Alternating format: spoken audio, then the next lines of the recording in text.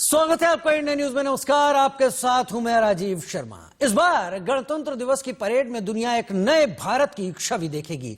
सशक्त, सामर्थ्यवान और शक्तिमान भारत। जब से देश में सेना के तीनों अंगों में समन्वय और संतुलन बनाने के लिए सीडीएस का पद बनाया गया है, उसके बाद से भारत की सामरिक शक्ति में अतुलनीय इजाफा हुआ है। आज नेवी के फाइटर्स लद्दाख में तैनात हैं और वायुसेना के युद्धक विमान थल सेना की निगरानी करते हैं। मतलब सीडीएस के पद के निर्माण के बाद सेना में समन्वय को लेकर बहुत बड़ा फर्क आया है। और ये कितना और कैसे हुआ, इस पर हमने बात की देश के सीडीएस जनरल बिपिन रावत के लेफ्टिनेंट यानी वाइस एडमिरल आर हरिकुमार से। इंडिया न्यूज के डिफेंस और strategic affairs editor Ashish Singh के साथ खास बातचीत में आपको स्वाभिमानी, शक्तिशाली और साहसी भारत की झलक साफ नजर आएगी।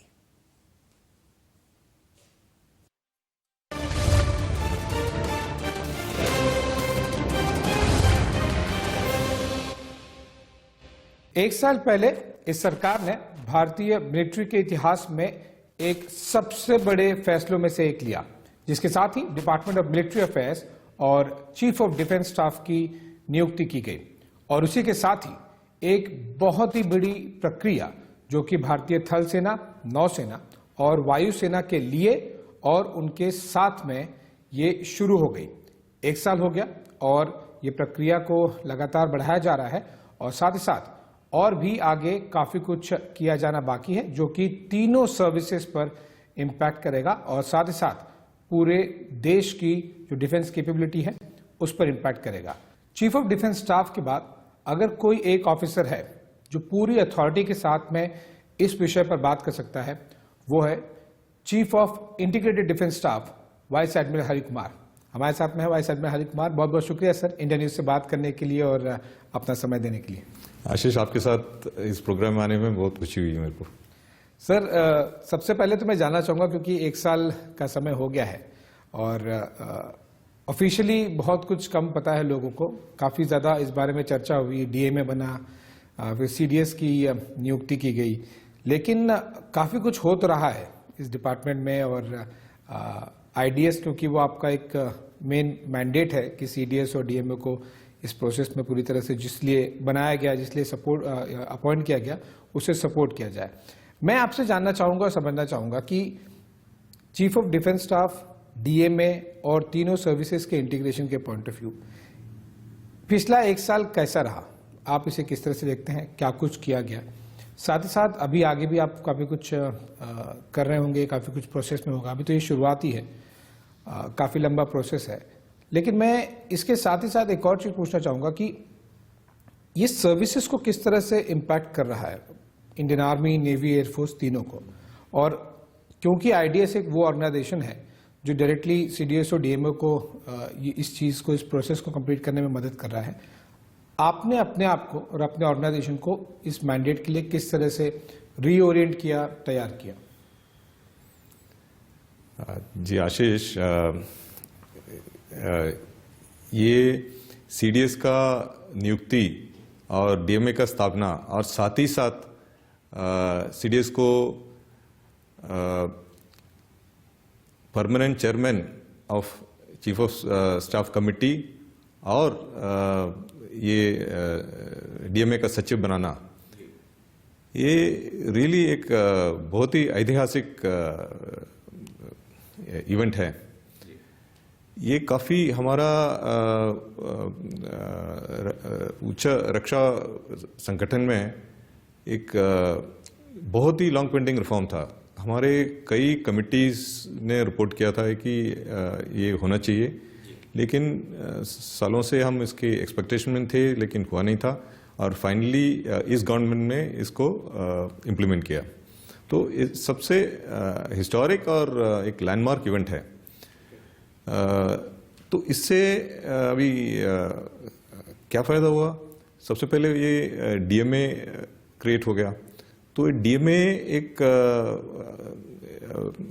अच्छी तरह इंटीग्रेटेड डिपार्टमेंट है। इस डिपार्टमेंट में हमारा सशस्त्र सेना के डोमेन स्पेशलिस्ट हैं और ये सिविल सर्विसेज के कर्मियों के साथ मिलजुल कर एक साथ काम करते हैं और इसका परिणाम हम देख रहे हैं। बहुत ये प्लानिंग, पॉलिसी और डिसीजंस वगैरह एकदम बेहतर क्वालिटी के हैं और टाइमली भी है। और ये इसका अभी हमारा फोकस है जॉइननेस, इंटीग्रेशन और संसाधन का अनुकूलन और स्टैंडर्ड पॉलिसीज बनाना तीनों सर्विसेज के लिए जो कॉमनली एप्लीकेबल होगा। ठीक है, तो ये मैंडेट, इसमें सीडीएस का जो मैंडेट है as permanent chairman chief of staff committee, इसके लिए पूरा सपोर्ट जो है आईडीएस करती है। तो आईडीएस पहले ये सिस्क के अंडर ही होता था और सिस्क उसका हेड ऑफ ऑर्गेनाइजेशन था। अभी सीडीएस के अपॉइंटमेंट होने के बाद as permanent chairman of COSC एक हेड ऑफ द ऑर्गेनाइजेशन अभी सीडीएस बन गया। तो इससे ऑर्गेनाइजेशनल स्ट्रक्चर में चेंजेस लाना है और इसके बारे में हमने पिछले 1 साल से काफ़ी काम किया है और ये फाइनल स्टेजेस में है इसका इम्प्लीमेंटेशन के लिए, क्योंकि अभी सीडीएस का जो मैंडेट है वो काफ़ी बड़ा है और उसको फुलफिल करने के लिए हम रीऑर्गेनाइज किया एचक्यूआईडीएस को। तो ये सीडीएस का appointment as permanent chairman how ये तीनों सर्विसेज को कैसे इम्पैक्ट करता है ये अभी मैं बताता हूँ। ये क्या है, ये जो जॉइननेस है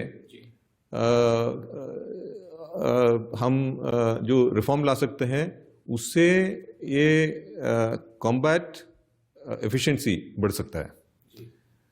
दूसरा है ये इंटीग्रेशन से टी टू टेल रेशियो में काफ़ी सुधार आएगा।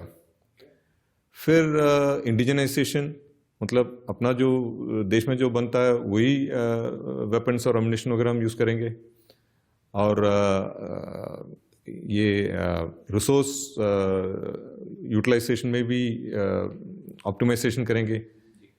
इसका असर वो बजट में होगा और बजट का ऑप्टिमम यूटिलाइजेशन होगा। फिर कॉमन पॉलिसीज ये सब बना देंगे ताकि हम सभी का प्रोसेस वगैरह एक साथ होगा। तो ये सब करने से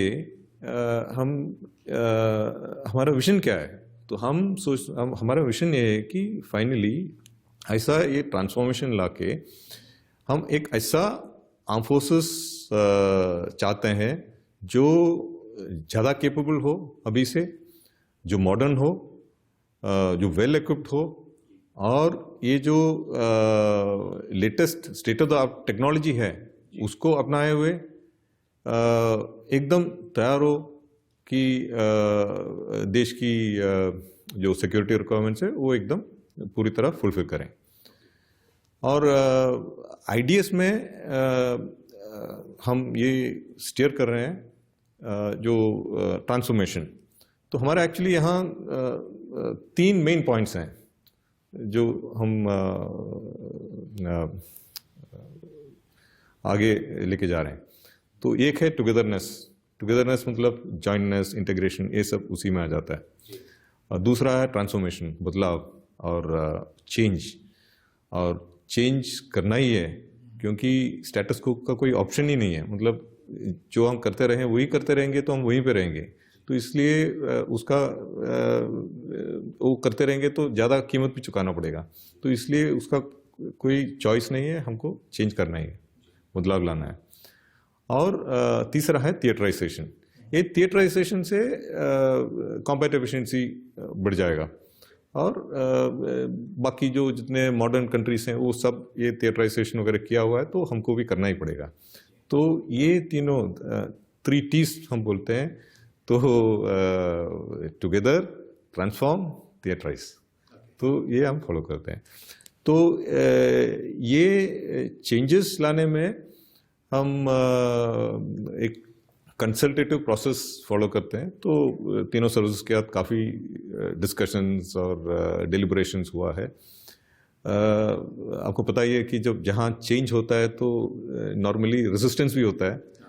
तो ये तो था ही, लेकिन अभी मैं किसी से ये बोल सकता हूँ कि फाइनली सारे सर्विसेज ने ये जो ट्रांसफॉर्मेशन का प्रोसेस जो है उसको अपनाया और हर प्रोग्राम में थोड़ा बहुत मॉडिफिकेशन वगैरह किया, क्योंकि इंडिविजुअल सर्विस रिक्वायरमेंट वगैरह भी हमको फैक्टर करना है। तो ये ट्रांसफॉर्मेशन प्रोसेस अभी अच्छी तरह अंडरवे है। चलिए, अच्छे से चल रहा है। और ये थ्री टीज आपने जो बात कही, ये एक हमारे दर्शकों को एक क्लैरिटी देगा कि किस तरह से आगे आईडीएस, सीडीएस और डीएमए बढ़ रहे हैं। क्योंकि हम जॉइंटनेस और थिएटराइजेशन की जो आपने बात कही, टुगेदरनेस की, मैं चाहूंगा कि अगर आप हमें दर्शकों को थोड़ा समझा सके अब्दुल कि कई ऐसी खबरें हम सुने कि मैरीटाइम कमांड होगा, एयर डिफेंस कमांड होगा, कि साइबर होगा, स्पेस होगा। इसको लेकर क्या प्रोग्रेस हुआ है? कौन कौन से थिएटर्स अभी क्लैरिटी आ गई है कि ये बनाना ही है या फिर बन गए हैं? क्या क्या काम चल रहा है? और मैं एक बहुत क्यूरियोसिटी वाइज ये चीज़ मैं बहुत सारे ऑफिसर से भी पूछता रहता हूँ ऑफ कैमरा, और मैं आज ऑन कैमरा आपसे पूछना चाहूँगा, क्योंकि मिलिट्री में ट्रांसफॉर्मेशन एक बात है, लेकिन एज ए कंट्री हम जैसे कि बहुत सारे चीज़ों में हम बहुत आगे और बेहतर हैं, इंटरनेशनल स्टैंडर्ड्स पर हैं। कई इसमें तो हम इंटरनेशनली लीडिंग डोमेन में भी हैं, जैसे कि स्पेस है, साइबर में भी हम काफ़ी कुछ अच्छे से कर चुके हैं। तो इसको भी आप किस तरह से स्पेस हो, साइबर हो, जो नेशनल कैपेबिलिटीज़ हैं, नेशनल वर्टिकल्स हैं, जैसे कि इसरो है और भी डीआरडीओ भी, मिशन शक्ति में उसका एक अच्छा एग्जाम्पल देखने में, तो ये किस तरह से इस पर काम चल रहा है कि हम थिएटर्स मिलिट्रीली भी बनाएंगे और नेशनल कैपेबिलिटीज जो हैं उसे भी आप इंटीग्रेट करेंगे, उसका भी सही ऑप्टिमम इस्तेमाल कर सकेंगे? आशीष, ये इंटीग्रेशन और जॉइननेस मैं पहले भी बोला था कि ये हमारा अभी मेन फोकस है। तो इसका एक फर्स्ट स्टेप है थिएटराइजेशन। तो थिएटराइजेशन से क्या होगा, ये जितने रिसोर्सेस हैं वो एक कमांडर के अंडर लाया जाएगा। तो इसमें दो प्रिंसिपल्स हम फॉलो कर रहे हैं, एक कमांड की एकता और प्रयास की एकता, यूनिटी ऑफ एफर्ट। ये दोनों मेन प्रिंसिपल्स हैं। बाकी जो बड़े मॉडर्न देश हैं, ये सब थिएटर कमांड्स वगैरह चीन के पास है और यूएस के पास है। तो हम भी अभी इसको ये मॉडर्न ऑर्गेनाइजेशनल प्रोसेस इसको हमको भी अपनाना है। तो इसलिए इसके बारे में हमने स्टडीज़ ऑर्डर किया है। तो स्टडीज़ लगभग कंप्लीट हो चुका है। तो एक स्टडी है इंटीग्रेटेड एयर डिफेंस कमांड, एक मैरीटाइम कमांड का, इंटीग्रेटेड मैरीटाइम कमांड, फिर लैंड थिएटर कमांड्स का। ठीक है, तो कितना थिएटर कमांड्स होगा ये सब अभी डिलिबरेशन में है। ये जो एमओडी ने इंटीग्रेटेड एयर डिफेंस कमांड का अप्रूवल इन प्रिंसिपल दे चुका है ऑलरेडी। तो इसके ऊपर अभी काम चालू है आगे लेके जाने के लिए। तो अभी ये जो स्टडीज़ हैं, अभी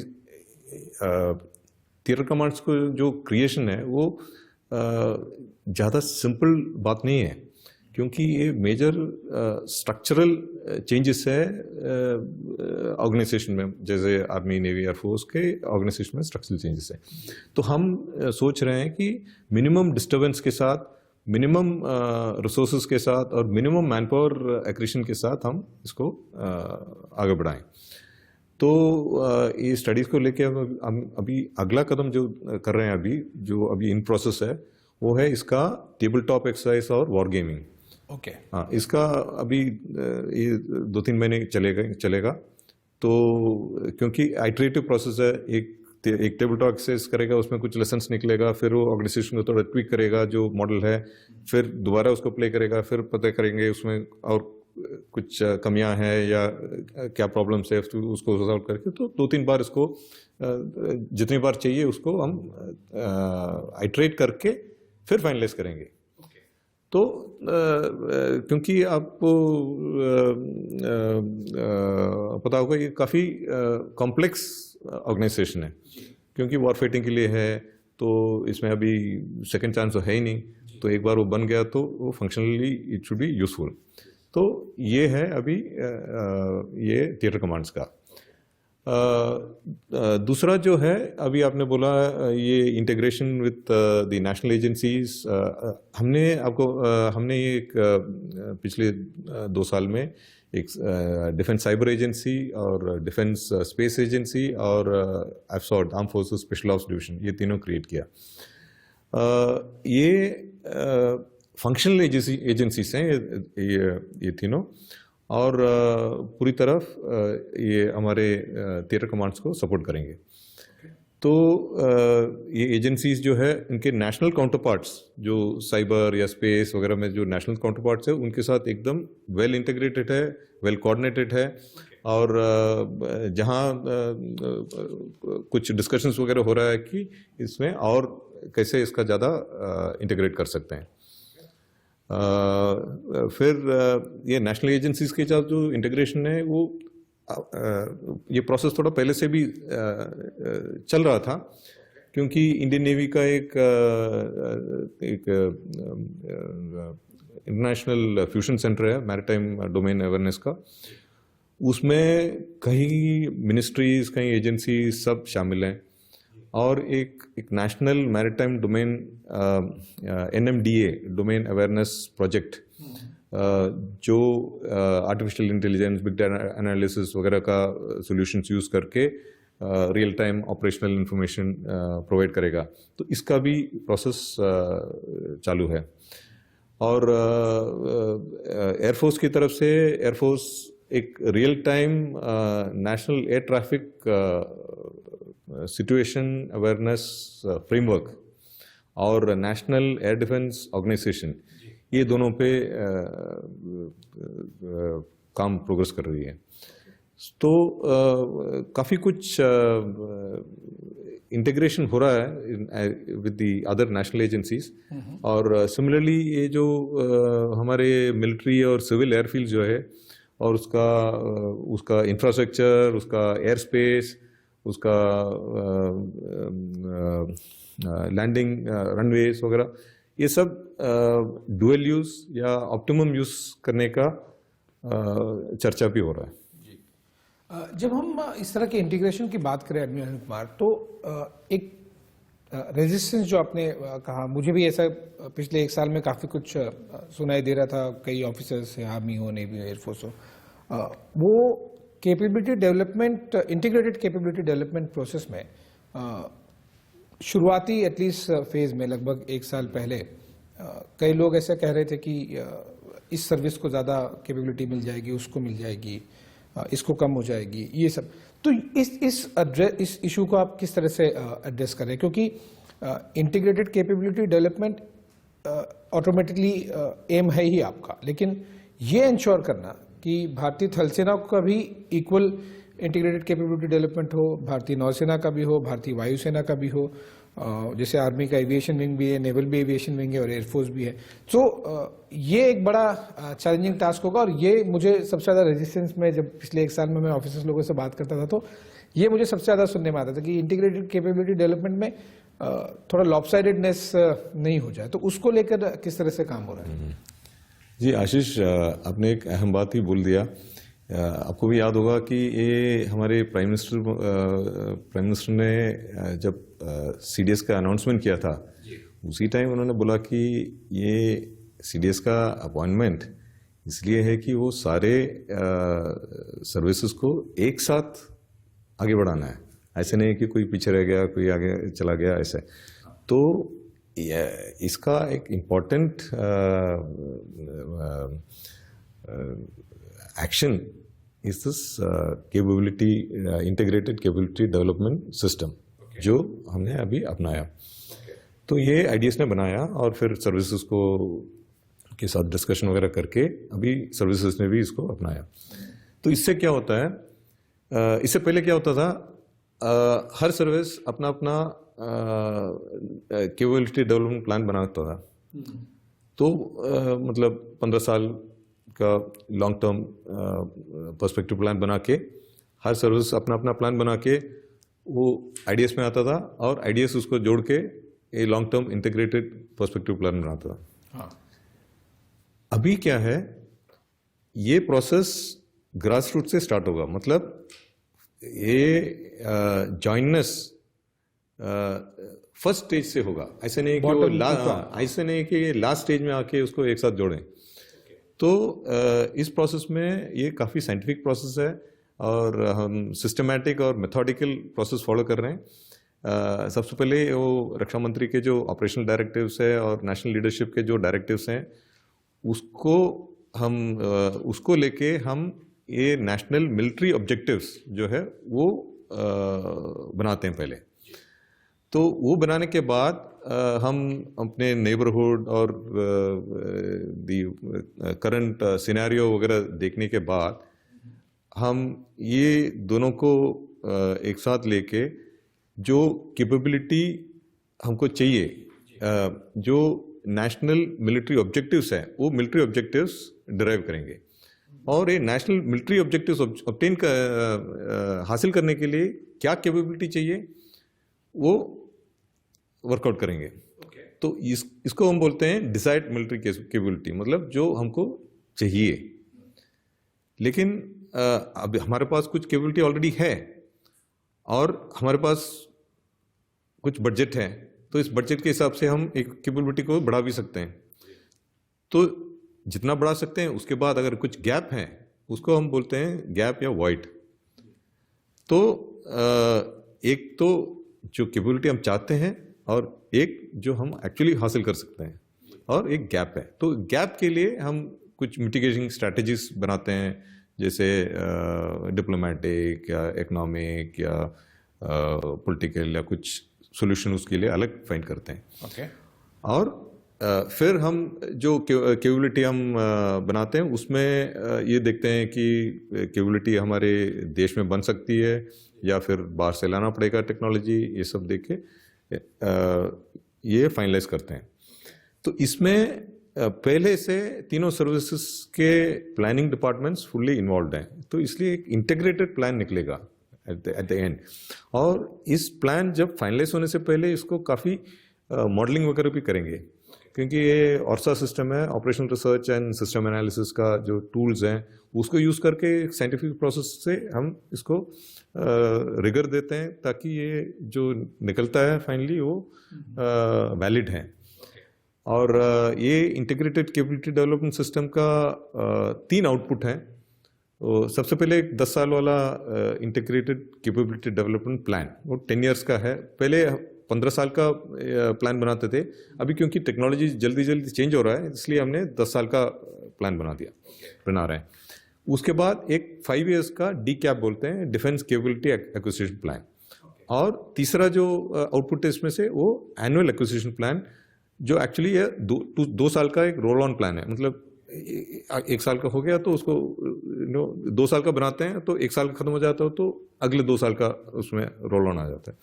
तो ये प्रोसेस है और ये प्रोसेस अभी सर्विसेज ने अपनाया और इसको आगे बढ़ा रहे हैं। ये इसका आउटपुट इस साल में हो जाएगा करीब, और 5-6 महीने लगेंगे क्योंकि काफ़ी कॉम्प्लिकेटेड प्रोसेस है और शुरुआती स्टेज में भी और इसलिए करीब अगस्त सितंबर तक ये खत्म हो जाएगा।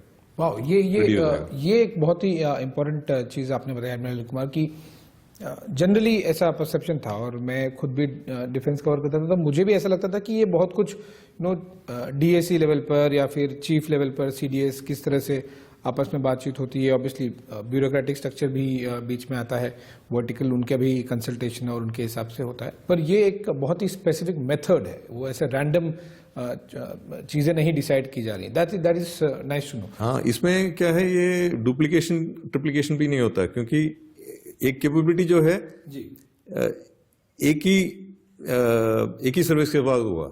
ऐसे नहीं है कि वो सेम कैपेबिलिटी तीनों सर्विस के बाद होगा या 2 सर्विस के बाद होगा, तो उससे बजट का सेविंग हो जाएगा और एफिशिएंसी आ जाएगा। और इसका और इम्पोर्टेंट चीज़ है कि प्रायोरिटाइजेशन जो है ऑफ प्रोक्योरमेंट, वो CDS का चार्टर है और CDS इसमें इन्वॉल्व है, क्योंकि ये सारा प्लान जो है वो फाइनली CDS को पुटअप करेंगे और CDS अप्रूव करेंगे। तो प्रायोरिटाइजेशन CDS अप्रूव करेंगे, तो इसलिए जो मैंडेट दिया था प्रायोरिटाइजेशन वो भी इसमें पूरी तरह से फुलफिल हो रहा है। That's interesting. अनिल कुमार, एक और विषय है जो कि क्योंकि अब सर्विसेज की रिस्ट्रक्चरिंग हो रही है, चाहे वो आर्मी हो, नेवी, एयरफोर्स हो, इंडिविजुअल लेवल पर भी सर्विसेज स्ट्रगल कर रही थी। एक एस्पेक्ट को लेके वो था शॉर्टेज ऑफ जो आपको क्वालिटी चाहिए ऑफिसर्स की या फिर जवान्स की, उस क्वालिटी के साथ में, उस कैपेबिलिटी के साथ में उतनी क्वांटिटी नहीं हो रही थी। क्योंकि अभी काफी कुछ दुनिया बहुत जल्दी बदल गई है, कमर्शियल वाली चीजें बहुत आ गई हैं, ल्यूक्रेटिव डोमेन्स हैं, फील्ड्स हैं, जॉब्स हैं, वो काफी कुछ बदल गया। मतलब भारत अब वो जो 15-20 साल पहले था वो तो रहा नहीं, काफी प्राइवेटाइजेशन वाली चीजें भी देखने मिली। तो इससे हमने देखा था कि सर्विसेज अपने लेवल पर ही स्ट्रगल कर रही थी, कोई ज्यादा कर रहा होगा, कोई कम कर रहा था, लेकिन सब में था, आर्मी, नेवी, एयरफोर्स में, कि आपको वो लोग जिस क्वालिटी के चाहिए वो मिल नहीं रहे थे। तो उसको लेकर आप क्यों कर रहे हैं? क्योंकि इससे अच्छा समय हो नहीं सकता है। जब आप तीनों सर्विसेज को इंटीग्रेट कर भी रहे हैं तो हम श्योर ट्रेनिंग भी काफी कुछ इंटीग्रेट की जा रही होगी, काफी कुछ उस पर भी मैन पावर को लेकर भी काफी कुछ इंटीग्रेट किया जा रहा होगा। तो उसको सब आप एज एन आईडीएस चीफ किस तरह से टैकल कर रहे हैं कि यूथ को आप मोटिवेट कर सकें कि सर्विसेज को ज्वाइन कीजिए, और स्पेसिफिकली तब जब अब इस बैचेस से जब 2020-21 से जो आएंगे उनके लिए तो एक अलग ही स्ट्रक्चर होगा। अब तक जो थे वो आर्मी, नेवी, एयरफोर्स अलग था, लेकिन अब एक अलग स्ट्रक्चर के साथ में, एक अलग विजन के साथ में वो ज्वाइन करेंगे। तो लेकिन प्रॉब्लम ऐसा नहीं हो कि प्रॉब्लम जो थी सर्विसेज के लेवल पे वो अभी भी बनी रहे। तो यूथ को आप किस तरह से मोटिवेट कर रहे हैं? हाउ आर यू इंश्योरिंग कि लोग आए, ज्वाइन करें, और ऑफिसर्स लेवल पर, जवान लेवल पर, सब पे वो किस तरह से किया जा रहा है इस प्रॉब्लम को? देखो आशीष, ये ऑफिसर्स के लेवल पे ये काफ़ी स्कीम्स हैं जो शॉर्ट सर्विस वगैरह है तो ऑफिसर्स ज्वाइन कर सकते हैं और छोड़ भी सकते हैं, दूसरी नौकरी के लिए बाहर जा सकते हैं। तो ऑफिसर्स के लिए काफ़ी अपॉर्चुनिटीज़ हैं। पहले से भी था, तो 5 साल का था, 10 साल का है, फिर वो अभी 14 ईयर्स का प्रोग्राम है, तो ये सब उनके लिए है। बट ये बात सही है जो आपने बोला कि हमको जो क्वालिटी चाहिए वो क्वालिटी उस नंबर में नहीं मिल रहा। वो सही है, लेकिन वो सिर्फ हमारा ही प्रॉब्लम नहीं है, वो हर ऑर्गेनाइजेशन का शायद प्रॉब्लम है। इसलिए हम काफ़ी इसके मिटिगेशन स्ट्रैटेजीज वगैरह कर रहे हैं कि उसको हम रीच आउट कर रहे हैं, देश भर में इवेंट्स कर रहे हैं। तो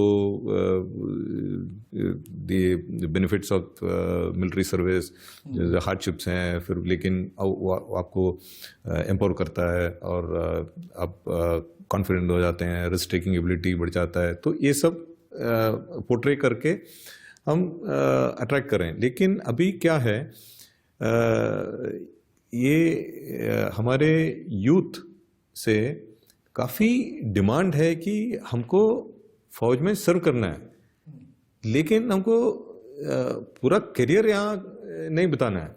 मतलब वो कुछ साल के लिए वो काम करना चाहते हैं, लेकिन हमारा जो फौज में जो अभी प्रेजेंट रूल जो है वो कम से कम 15 साल आपको सर्व करना पड़ेगा, उससे कम तो है ही नहीं। तो 15 और 20 के बीच में है, मतलब आर्मी का कुछ है, नेवी का कुछ है, एयरफोर्स का ऐसे ही है।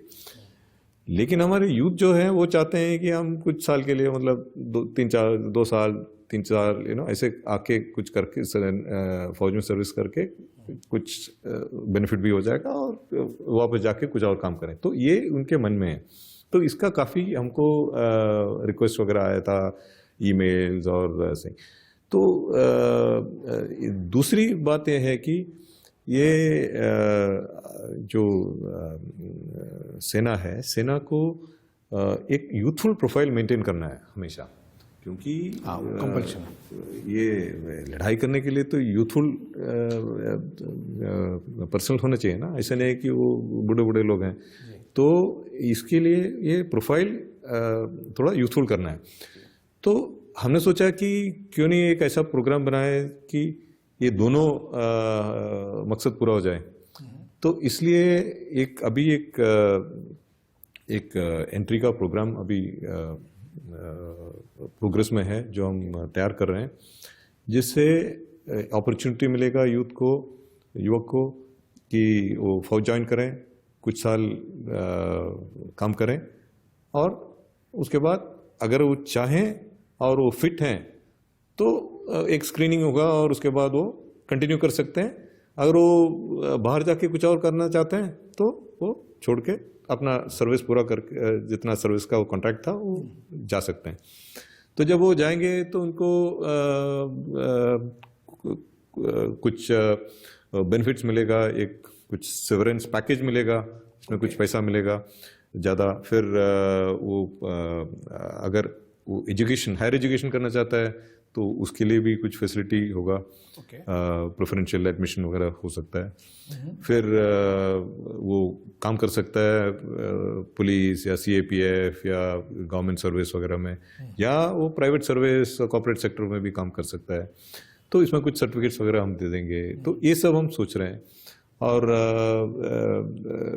और सबसे ज़्यादा फायदा ये होगा कि ये एक वेल ट्रेन्ड है, जब वो बाहर जाएगा वो वेल ट्रेन्ड, कॉन्फिडेंट है, हाँ, डिसिप्लिन्ड है, और उसके पास थोड़ा पैसा भी है, वो एंटरप्रेन्योर भी बन सकता है। और ऐसे काफ़ी डोमेन्स हैं जहाँ वो काम कर सकता है, मतलब tourism, travel, logistics, aviation, maritime, physical fitness, adventure sports, security, तो कई एरियाज में। और ये भी कर सकता है कि वो मेंटेनेंस, वर्कशॉप, ये सब सेटअप कर सकता है। और हमें फ़ायदा होगा क्योंकि ये फ़ौज को वो हमारे लॉजिस्टिक सप्लाईज में वो सपोर्ट कर सकता है, मेंटेनेंस में सपोर्ट कर सकता है। तो ये विन विन सिचुएशन होगा हमारे लिए भी, ऑर्गेनाइजेशन के लिए भी, और देश के लिए भी। तो ये एक प्रोग्राम अभी बन रहा है। इसका फाइनल डिटेल्स वगैरह अभी थोड़ा सा टाइम लगेगा, बट मेरे ख्याल से एक अच्छा प्रोग्राम है, और इससे देश का फायदा होगा और सर्विस का भी फायदा होगा। ये एक्चुअली में विन विन सिचुएशन है। अनिल कुमार, जो आपने पॉइंट्स बताए, ये सब तो डायरेक्टली इनडायरेक्टली मिलिट्रीज, चाहे आर्मी हो, नेवी हो, एयरफोर्स हो, एविएशन है, मेंटेनेंस है, ट्रैवल है, मैरीटाइम, ये सब तो डायरेक्टली इनडायरेक्टली मिलिट्री डील करती ही रहती है। लेकिन इसके लिए तो वो शॉर्ट होना पड़ेगा ना सर्विस को, कि अगर समझिए मुझे वो अपॉर्चुनिटी मिलती है कि मैं इस प्रोग्राम के तहत, जो कि मैं चाहूँगा कि मैं कॉलेज से निकलकर अगर करना चाहूँ, तो मुझे, आप कह रहे हैं कि वो ऑप्शन रहेगा। ये एक अच्छी बात है कि मिलिट्री में कंटिन्यू भी कर सकते हो अगर आपको चाहिए तो, स्क्रीनिंग के बाद में। लेकिन अगर मुझे छोड़ के जाना है तो वो सर्विस तो बहुत छोटी ही होनी चाहिए। हाँ, वो काफी छोटी होगी, 2-5 साल टाइप की ही होनी चाहिए। हाँ, तो एग्जैक्ट ड्यूरेशन मेरे को अभी पता नहीं है, क्योंकि वो फाइनलाइज नहीं हुआ, इसलिए मैं आपको बताना नहीं चाहता हूँ। ओके, तो लेकिन ये शॉर्ट ही है। हाँ, काफी शॉर्ट होगा, क्योंकि अभी जो है वो 15 साल का है। हाँ, तो 15 साल के बाद तो 15 साल के बाद तो फिर पूरा सिविल लाइफ में चेंज हो जाता है। तो ये काफी शॉर्ट है। तो अगर कोई कॉलेज से ज्वाइन किया तो ये काम करके वापस कॉलेज भी जा सकता है। हाँ, तो और उसका जितना यहाँ ट्रेनिंग हुआ उसका सर्टिफिकेशन भी होगा, तो उससे एडेड उसको बेनिफिट मिलेगा। तो सोसाइटी में एक आप एक न केवल अपनी सर्विस को आप यंग रखेंगे, बल्कि सोसाइटी में एक बहुत ज्यादा इन्फ्लक्स बढ़ाएंगे, discipline, physically trained, mentally trained और कॉन्फिडेंट और विद थोड़े बहुत पैसे के साथ में भी जाएगा। हाँ, तो ये वो बिजनेस भी कर सकते हैं, वो अपने आप वो सेल्फ एम्प्लॉयड हो सकता है, या दैट्स नाइस।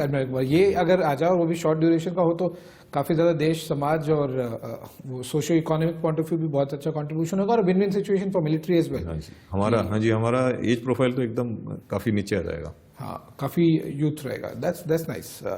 चलिए, जब ये फाइनल होगा तो हम जरूर इसके बारे में और डिटेल में सुनना चाहेंगे, और हर एक दर्शक जो देख रहा है और देशवासी इसके बारे में जानना चाहेंगे, क्योंकि फिर तो हर एक पिता चाहेगा कि मेरा बेटा कॉलेज के बाद में अगर 2-4 साल 5 साल वाली बात है तो जरूर जाके फौज भी ज्वाइन करे और देश को सर्व भी करे, और वापस again in that age gap की वापस आके समाज में और परिवार के लिए कुछ कर सके।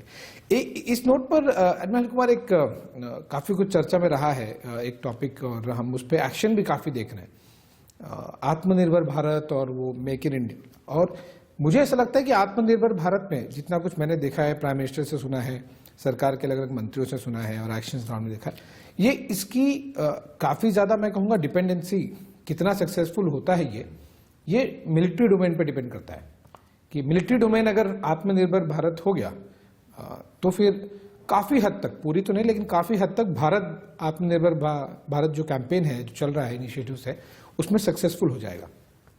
उसको लेकर क्योंकि अब इंटीग्रेट हो रहा है, तीनों सर्विसेज साथ में हो रही हैं, आप कोई भी प्लेटफॉर्म्स होगा वो सब कुछ मिलकर आपस में डिस्कस करके खरीदेंगे। तो ये एक बहुत ही इंपॉर्टेंट स्टेज है।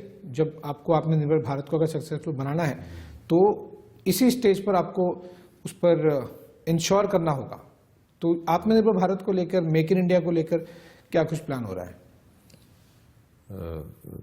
देखो जी आशीष, इसमें हमने अपना प्राइम मिनिस्टर का विजन था आत्मनिर्भर भारत का, और उसके लिए डिफेंस सर्विसेज, डीएमए, आईडीएस हम एक साथ मिलकर काम कर रहे हैं कि ये विजन पूरा हो जाए। आपको पता ही है कि हम दुनिया में third largest budget, defence budget हमारा है जो एक्सपेंडिचर करते हैं, और उसमें अहम बात यह है कि हम उसमें थर्ड लार्जेस्ट, हम लार्जेस्ट इंपोर्टर भी हैं, नेट इंपोर्टर। करीब 9.2% ऑफ इंपोर्ट्स जो होता है आर्म्स का वो हमारे खाते में है।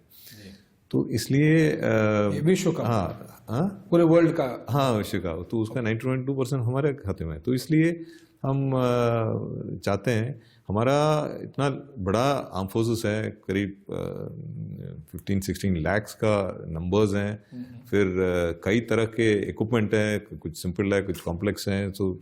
तो इसलिए हमारे डिफेंस में एक बड़ा मार्केट है फॉर डिफेंस इंडस्ट्री। तो ये डिफेंस इंडस्ट्री हमारे देश में क्यों नहीं बने? तो हमारा पूरा कोशिश है कि ये make in India defence initiative होना ही है। तो हमारा पूरा एफर्ट इस पे है, और ये आत्मनिर्भर भारत के साथ अलाइंड है कम्प्लीटली। आपको पता होगा कि हमने कुछ 101 आइटम्स का इंडिजनाइजेशन का लिस्ट प्रोमलगेट किया है, तो जो इंक्लूड करता है complicated platforms, major weapon systems, arms, ammunition, सब उसमें है, शामिल है। तो ये सब अभी इंपोर्ट होगा ही नहीं, ये अभी भारत में ही बनेगा। तो थोड़ा बहुत प्रॉब्लम होगा, लेकिन अभी दोनों, ये पब्लिक एंटरप्राइज और प्राइवेट इंडस्ट्री दोनों अभी कोशिश कर रहे हैं कि ये सफल हो जाएं और हमारी रिक्वायरमेंट्स पूरा करें। और मैं ये भी बताना चाहता हूँ कि पिछले एक साल में करीब 40 कॉन्ट्रैक्ट्स हमने साइन किया, कुछ 43,000 करोड़ का अमाउंट का, और उसमें करीब 53% शेयर जो है वो इंडियन इंडस्ट्री के लिए ही था। और आगे भी करीब 35 कॉन्ट्रैक्ट्स जो है वो प्रोसेस में है, मतलब वो अभी ज़्यादा देर से पहले वो फाइनलाइज हो जाएगा। उसका अमाउंट कुछ 1,20,000 करोड़ का है, और वो पूरा इंडियन इंडस्ट्री के लिए है। 1,20,000 crore only for Indian industry. तो इसलिए मैं ये बताना चाहता हूँ कि हमारा सपोर्ट पूरा इंडियनाइजेशन के लिए है, और ये इंडिजिनस आर्टिलरी गन्स, ये शरंग, K9 वज्रा, धनुष, ये सब ऑलरेडी इंडक्ट हो चुका है, वो हो रहा है। और कुछ मेजर इंडिजिनेशन प्रोजेक्ट्स जो है, AK-203 असॉल्ट राइफल, फिर कुछ 40 करीब शिप्स और सबमरीन्स हैं, IAC,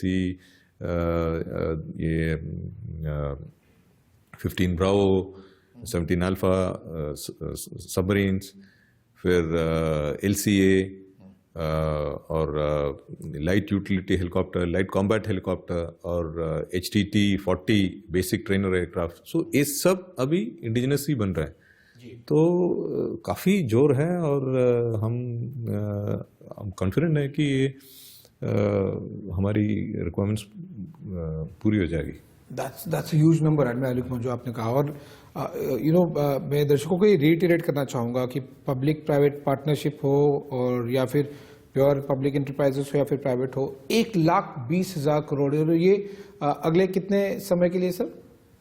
तो ये सब अभी आई मीन इस एक साल के अंदर ये प्रोजेक्ट्स वगैरह तो फाइनलाइज हो जाएगा। बस आप ये मानिए कि साल 1.5 साल मैक्सिमम इस गैप में इतना बड़ा अमाउंट इंडस्ट्री का सर्विसेज की तरफ से आ रहा है, तो it's up to the industry to pick it up and opportunity है और पैसा भी है और अपॉर्चुनिटी भी है, और अब वो इंडस्ट्री को प्रूव करने की जरूरत है।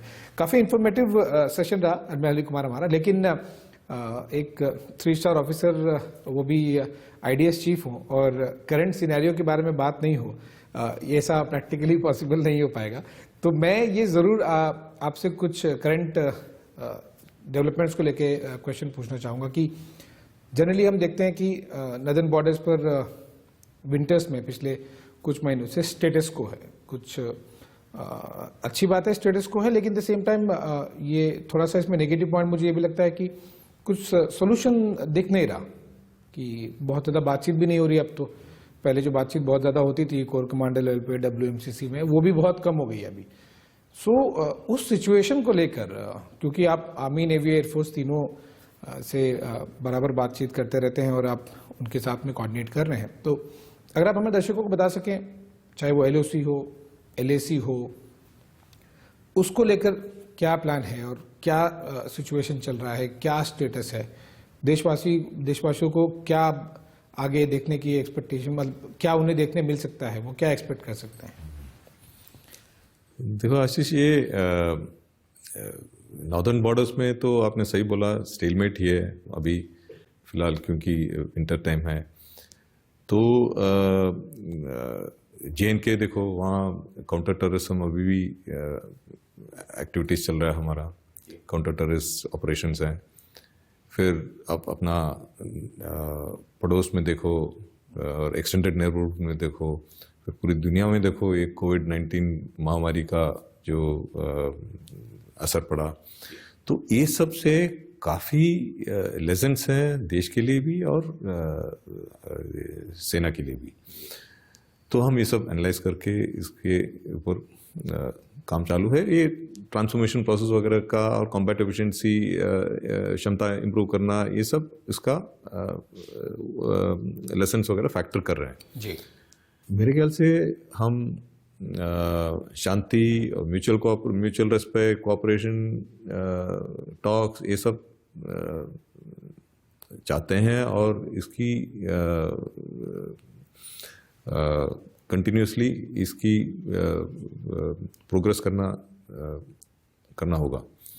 लेकिन बहुत ज़रूरी है कि हम अपना कैपेबिलिटी और अपना डिफेंस फोर्सेस का प्रिपेयर्डनेस, ये दोनों एकदम फुलफिल करें और इसको रेडी रखें। और हम जो ये जो सब कन्वेंशनल से लेके कन्वेंशनल थ्रेट्स जितना है, वो पूरा हमें ओवरकम करने का रेडीनेस होना चाहिए। LOC, IB, LOC, LAC या एयर या मैरिटाइम या कोस्टल या आइलैंड टेरिटरीज, यहाँ हर जगह पे हमको निगरानी रखनी पड़ेगी और सतर्क रहना पड़ेगा और डोमिनेट करना पड़ेगा। तो इसके लिए प्रिपेयर्डनेस और कैपेबिलिटी में कोई कमी नहीं होनी चाहिए। तो काफ़ी कुछ इमरजेंसी प्रोक्योरमेंट्स वगैरह भी कर चुके हैं और हम तैयार हैं और तैयार ही रहेंगे। तो बातचीत वगैरह होता रहेगा ये WMCC के द्वारा, और बातचीत होना ही चाहिए, लेकिन अपना पाउडर ड्राई होना चाहिए और हम रेडी होना चाहिए कि कोई परिस्थिति हो तो उसको निपट सकें।